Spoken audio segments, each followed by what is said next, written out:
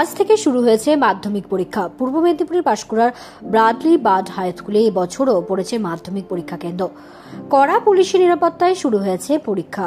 এদিন স্কুলের গেটের সামনে পাঁশকুড়া শহর যুব তৃণমূল কংগ্রেসের উদ্যোগে পরীক্ষার্থীদের গোলাপ ফুল, পেন এবং চন্দনের ফোঁটা দিয়ে মাধ্যমিক পরীক্ষার্থীদের বরণ করে নেওয়া হয়। এই অনুষ্ঠানে উপস্থিত ছিলেন যুব তৃণমূল কংগ্রেসের সহসভাপতি মহিদুল ইসলাম, টাউন যুব কনভেনার আকরাম সিদ্দিকী সহ একাধিক নেতৃত্বরা। আজকে 10ই ফেব্রুয়ারি মাধ্যমিক পরীক্ষার যে ছাত্রছাত্রী আছে তাদেরকে আমরা পেন ও চকলেট, গোলাপ ফুল, জল দিয়ে আমরা তাদেরকে শুভেচ্ছা করছি।